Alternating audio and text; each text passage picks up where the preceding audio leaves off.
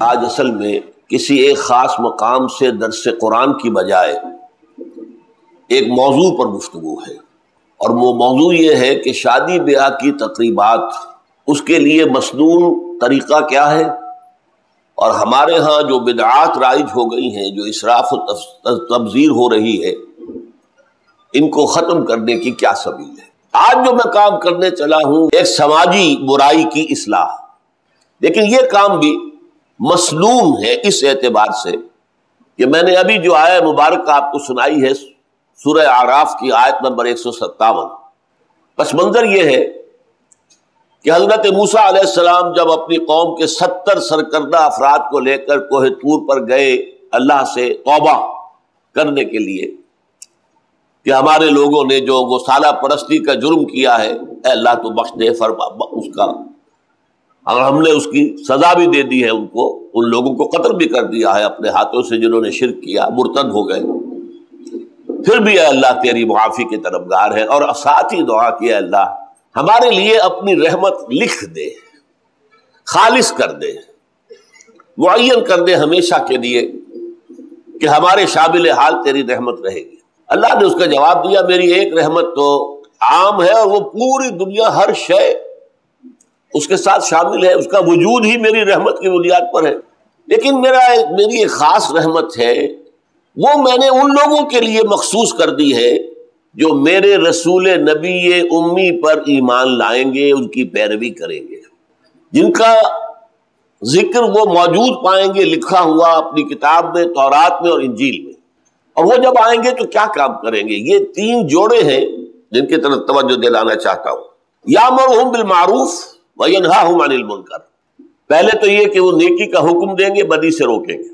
دوسرے یحل لہم الطیبات ویحرم علیہم الخبائث، ان کے لیے پاکیزہ چیزوں کو حلال ٹھہرائیں گے اور ناپاک چیزوں کو، گندی چیزوں کو حرام فرما دیں گے۔ تیسری بات وَيَضَعُ عَنْهُمْ إِصْرَهُمْ وَالْأَغْلَالَ الَّتِي كَانَتْ عَلَيْهِمْ، اور ان کے کندھوں پر جو بوجھ پڑے ہوئے ہوں گے اور ان کی گردنوں میں جو توق پڑے ہوئے ہوں گے، ان سے انہیں نجات دلائیں گے۔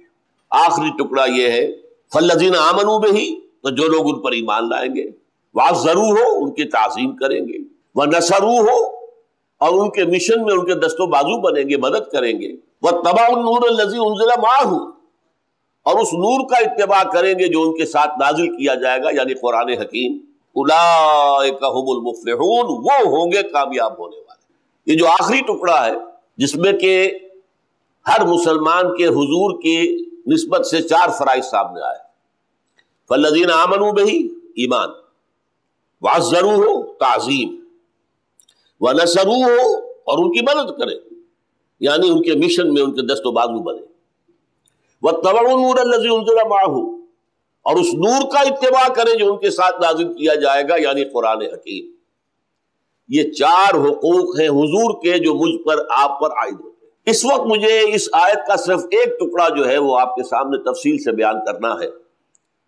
وَيَضَعُ عَنْهُمْ إِصْرَهُمْ وَالْأَغْلَالَ الَّتِي كَانَتْ عَلَيْهِمْ، ان پر سے وہ بوجھ ہٹا دے گا۔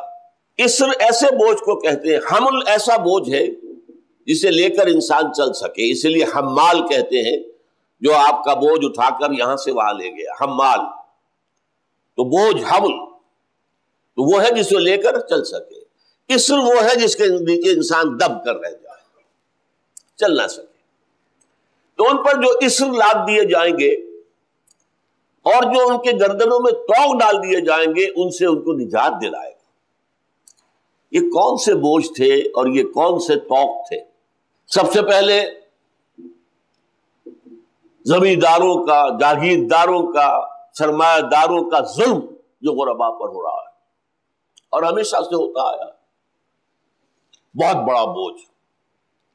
ہاری کام کرے، مزدور محنت کرے، عیش سرمایہ دار کرے، جاگیردار کرے، زمیندار کرے، یہ ایک بوجھ ہے۔ لیکن یہ بوجھ تو ختم ہو سکتا ہے صرف اس صورت میں کہ ایک مکمل اسلامی انقلاب آ جائے، ورنہ نہیں ہٹ سکتا۔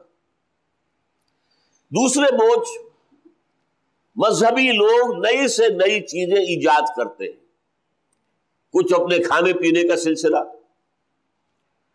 کسی کے فوت ہونے کے بعد شرعی اعتبار سے نماز جنازہ کے بعد کوئی اجتماعی تقریب ثابت نہیں. سویم ہو رہا ہے، کھانا پکاؤ، اب 7واں ہو رہا ہے، اب 10واں ہو رہا ہے، اب 40واں ہو رہا ہے، اب برسی ہو رہی ہے.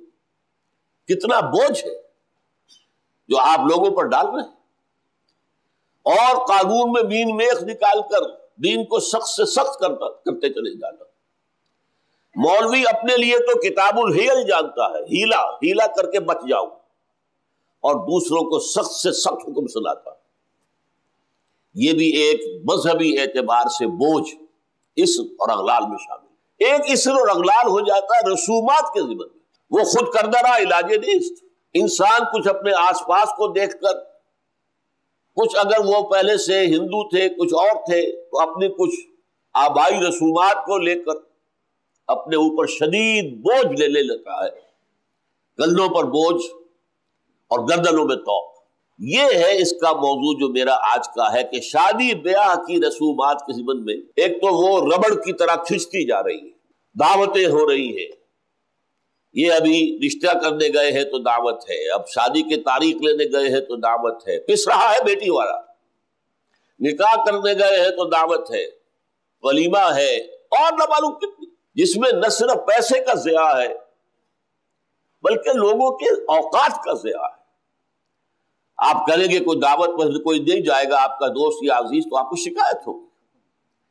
اب وہ جا رہے ہیں کراچی جیسے شہر کے اندر، جا رہے ہیں، جانا آنا بیٹھنا، اور ابھی دسترخوان نہیں کھلا ہے، ابھی فلاں نہیں آئے ہیں، ابھی فلاں نہیں آئے ہیں.